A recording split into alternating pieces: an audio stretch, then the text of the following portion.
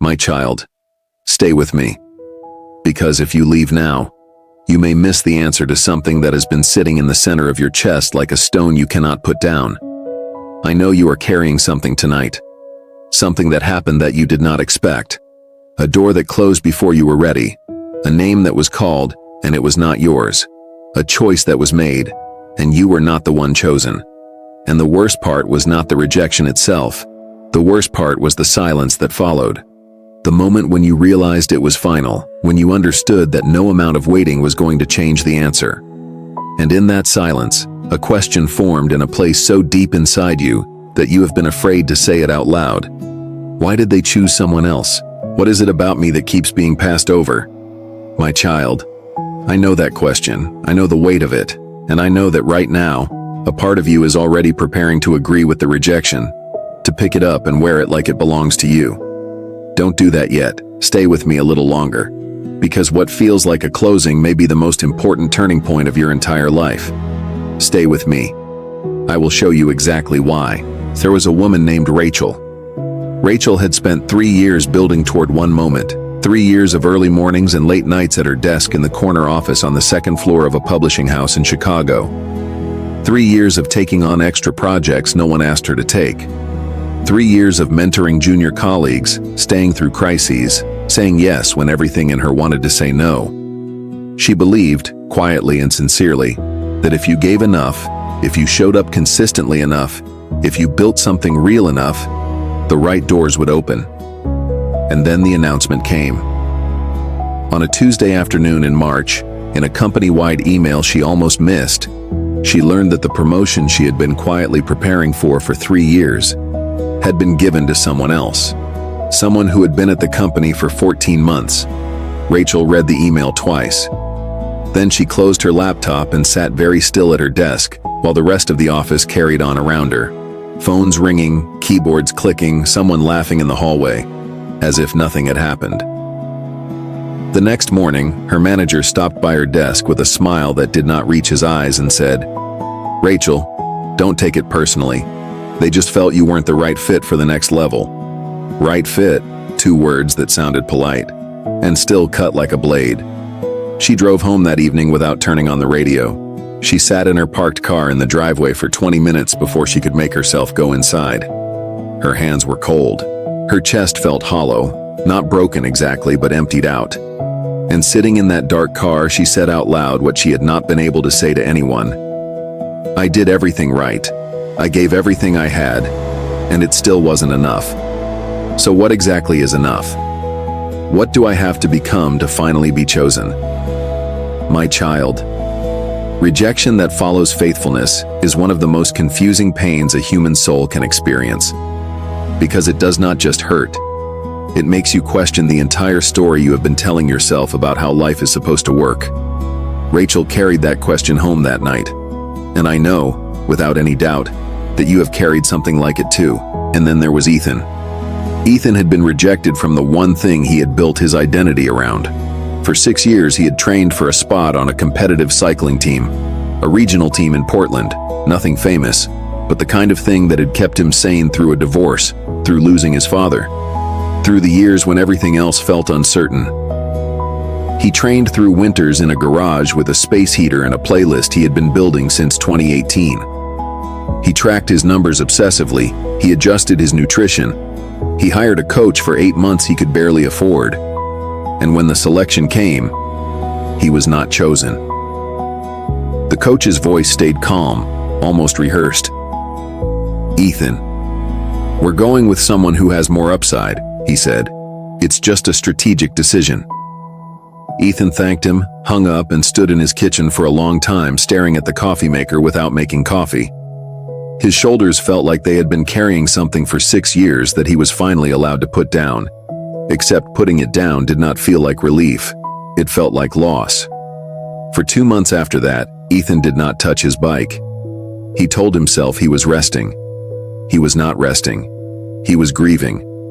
And in that grief, in those quiet mornings when the garage sat empty, something unexpected happened. He started writing, not about cycling, about everything else. About his father, about the divorce, about the decade of using movement to outrun stillness. And one morning, sitting at his kitchen table with coffee he had actually made this time, reading back what he had written, he let out a breath he did not know he had been holding for 6 years. He looked up from the page and thought something he had never thought before. The door closed, but I am still here. And maybe, for the first time, I can figure out what I actually want. My child. The rejection did not destroy Ethan. It redirected him toward a version of himself he never would have found if the door had opened. The closed door was not punishment. It was protection. My child. Let me tell you what happens in the mind when rejection arrives. It arrives fast, and it brings company. Within seconds, sometimes within the same breath, your mind begins to construct a case. I wasn't good enough. There's something wrong with me that I keep getting passed over. Maybe I'm not as capable as I thought I was. Everyone else seems to move forward. Why does every door close for me? You take the rejection, which was one person's decision, or one organization's choice, or one moment in time, and you make it permanent. You make it a verdict on your worth, your capability, your future. But the truth is deeper than that. Rejection is almost never about your value. It is almost always about alignment. A key that does not open one lock is not a broken key. It is simply the wrong lock. And the person or the place that rejected you was not saying, "You are not enough." They were saying, whether they knew it or not, "You do not belong here." Which is different, entirely different. Because not belonging in one place means you belong somewhere else. And every closed door redirects your energy, your time, your faithfulness, your capacity, towards something that was always a better fit than the thing you were reaching for. Your rejection is not your verdict, it is your redirection. Let me show you something. Think about a river. A river does not choose its path based on where it wants to go. It moves forward, and when it hits rock, when it meets an obstacle that will not move, it does not stop. It does not collapse. It does not sit at the foot of the rock and conclude that it has failed. It turns, quietly, without drama, without announcement. It finds another direction and it moves. And here is what is remarkable. The river that has turned the most, the river that has been blocked and redirected again and again, is the river that has carved the most beautiful landscape, the deepest valleys, the most unexpected paths, the scenery that makes people stop and say, "How did something this beautiful happen here?" It happened because the river kept moving when the rock said no. My child, you are not a river that has failed. You are a river that is being shaped. Every rejection is a rock in your path that is redirecting you toward a landscape more beautiful than anything you could have planned from where you were standing. Keep moving. The water always finds its way. So what do you do now? You stop making the rejection mean more than it was ever meant to mean. One door closing is not a verdict on your life. It is information. It is direction. It is one answer to one question at one moment in time. Nothing more. You stop rehearsing the moment it happened. You know the loop. The email you keep reading. The phone call you keep replaying. The expression on their face you keep reconstructing. That loop is not helping you heal. It is keeping you standing at a door that is already closed, knocking on wood that will not open. Step back. Turn around. There is a hallway behind you. You stop shrinking yourself to fit the space that rejected you. The instinct after rejection is to get smaller, to become more palatable, to remove the parts of yourself that might have been too much for them. Resist that instinct. The parts they did not choose may be the exact parts that the right place is waiting for. You begin grieving it honestly, not performing strength you do not have, not pretending it did not hurt. It hurt. Let it hurt. Grief is not weakness. Grief is what happens when something that mattered is released. Grieve it, and then let it move you forward. And now, I want to pray over you, over the specific ache of a door that closed before you were ready. Close your eyes, let your shoulders come down, let your hands open. Receive this. Sweet soul. If you are carrying the weight of a rejection tonight, if you are still standing at a door that closed and trying to understand why, this prayer is for you. May the sting of not being chosen begin to soften tonight. May your body release the tension it has been holding since the moment you found out. May your chest unclench. May your jaw loosen. May your hands open and release what they have been holding onto so tightly. If you have been telling yourself that the rejection means you were not good enough, may you hear clearly tonight that it means no such thing. If you have been quietly agreeing with the voices that say you will always be passed over, may those voices lose their power in this moment. May you find the courage to grieve what was lost without losing yourself in the grief. May you find the strength to believe that the closed door was protecting something in you that the open door would have cost. May your identity not be defined by who did not choose you, but by the one who chose you before the foundations of the earth. May you wake tomorrow with something new, not certainty about the future, but willingness to move toward it. May the rejection that felt like an ending begin to feel like what it always was, a turning, a redirect, a river finding a better path.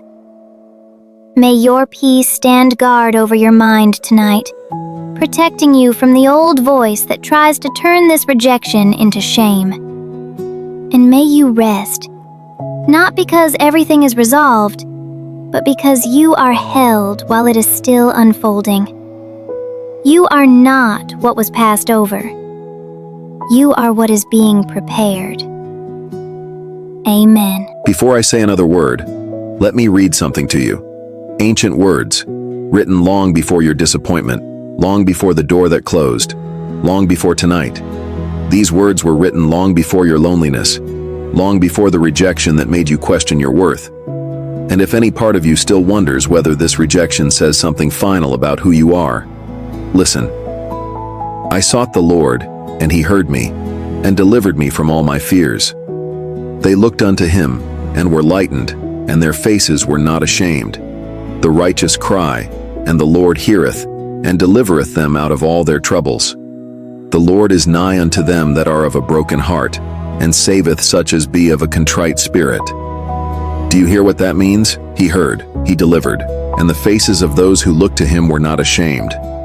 Not the face of the rejected, not the face of the passed over, not the face of the one who did not get chosen.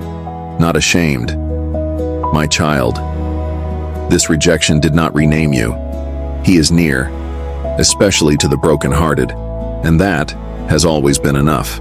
My child, let me tell you what I saw. I saw you show up when it would have been easier to stay home.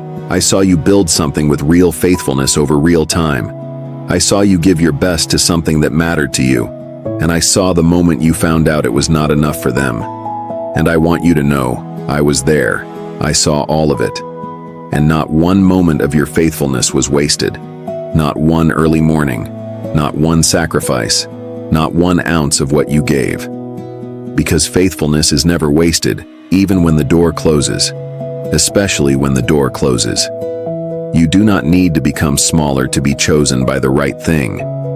You do not need to become a different person to deserve a different outcome.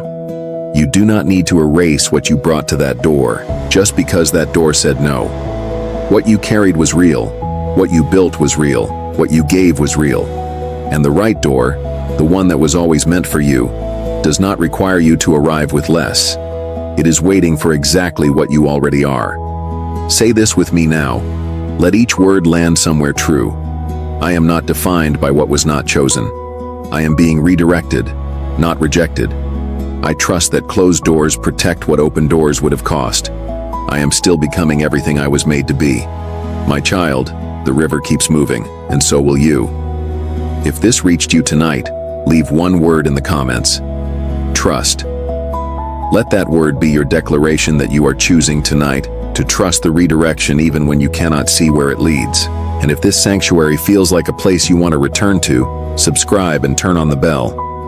Now, there is nothing left to figure out tonight. Let your shoulders drop. Let your mind go still. Take a breath. Relax your body. and let this music find the places inside you that still need to be held. Rest now, my child. You are so loved.